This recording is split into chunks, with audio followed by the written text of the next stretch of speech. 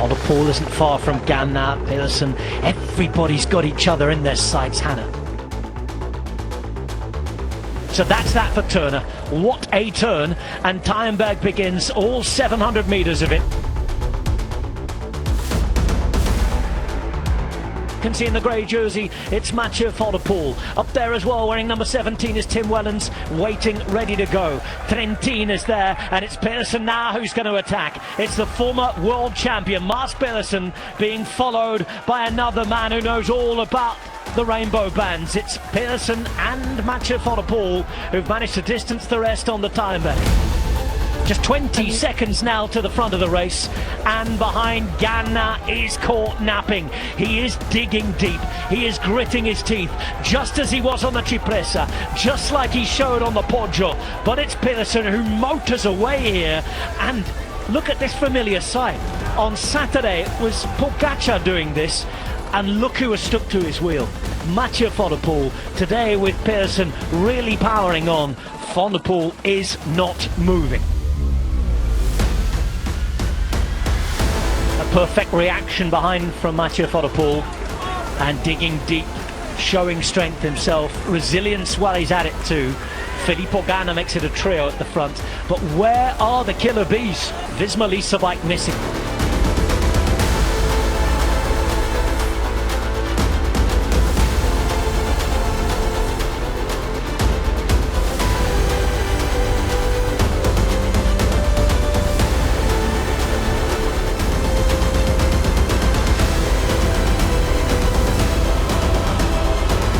Keep your eyes on them here, because it's the pattern, it's steep, it's short, it's just 400 metres, but this can decide races. It's Mats Pedersen, it is Mathieu Vanderpool, and the cobbles are just starting to get that little bit slippy.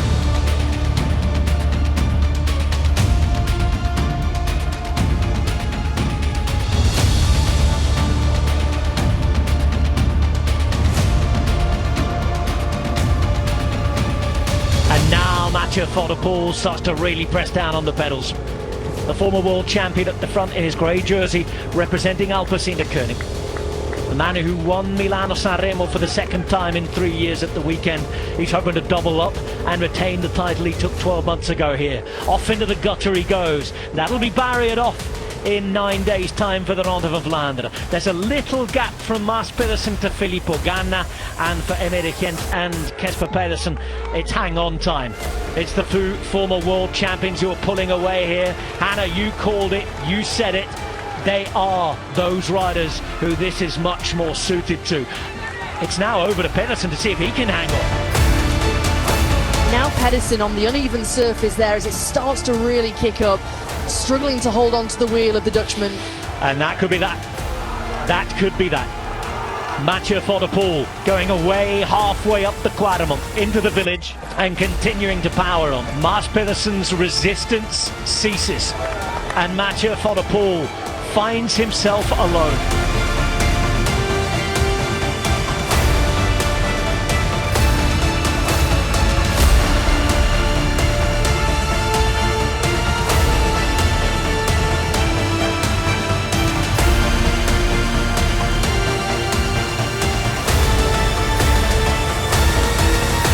See the road, see the damage done, and he now looks a country mile in front of them all. It's head down, pedal away, 37.5 kilometres to the finish. Vanderpool's done the damage. The question now is there enough in the tank to bring it home, Hannah? Vanderpool through the centre of these crazy supporters. He's come to give them the show they wanted. Time gaps are to be believed. He is at least holding what he has to Mats Pedersen on this card.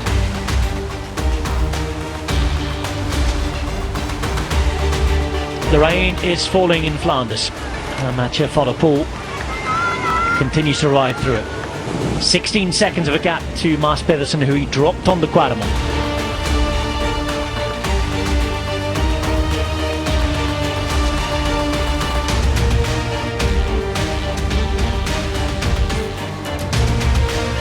It's 20 seconds for one of their cycling gods, Mathieu Vanderpool, from just over the border in the Netherlands.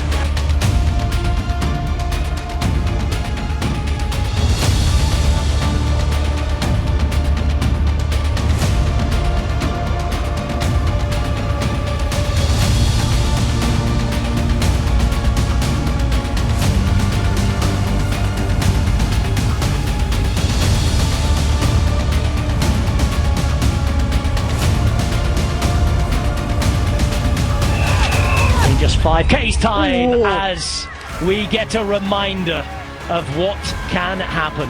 It is never over until it's over, and there's always a hiccup around every corner.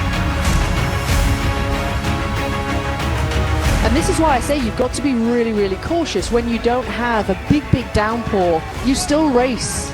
And even though you can see it's slick on the roads and the rain has been falling, you still race as if it's dry.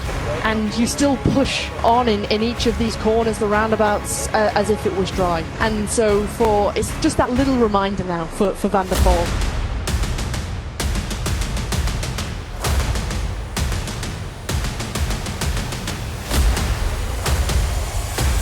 Almost 50 seconds now for Vanderpool to Pedersen. And barring any more of those incidents, accidents, problems, Vanderpool's riding away with it here. Pretty remarkable. You know, we talked about how he was on the back foot. They had 3 minutes of a deficit to make up, having been caught out on that crash. And ordinarily, riders might not have made it back into any kind of chance or position to try and win the race because they're completely out of it, or they've spent too much to try and come back. But this man is just, he's built differently, isn't he? He's absolutely incredible.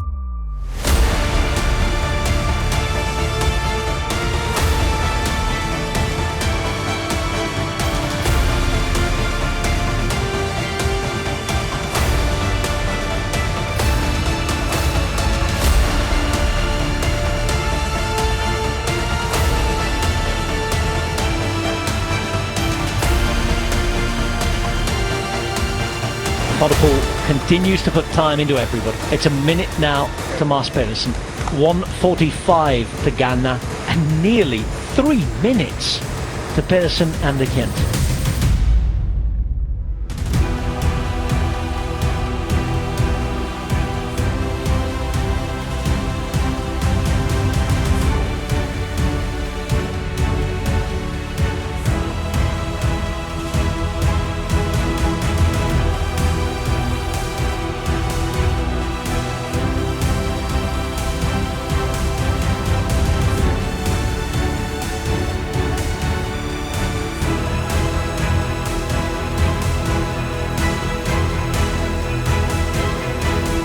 And there is maximum caution around every corner now for Mathieu Vanderpool.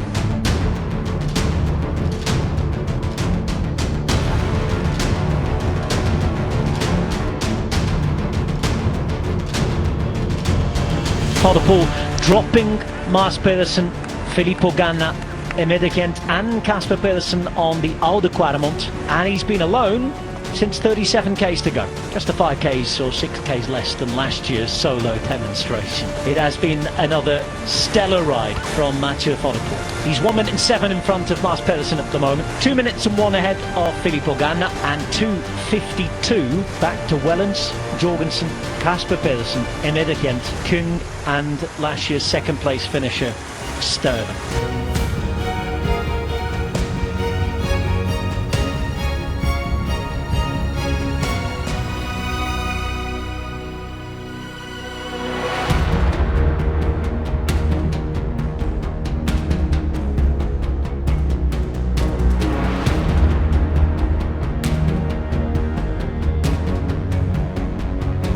One final message to the car. The red kite is past, 1 kilometre to go, and Edri Harelbeke will once again belong to Mathieu Vanderpool. Something he'd chased throughout his career. He'd been close, he'd been on the podium, he'd been beaten by his big rival Wout van Aert on a couple of occasions. Last year he came and he won. This year it's the same story. Another long-range move. One more attack from distance. Last year it was the Paterberg. This time it's the Quaremont. And now finally the finish line is about to come into sight. Once again, signing out as winner after a demonstration, it's Mathieu Vanderpool.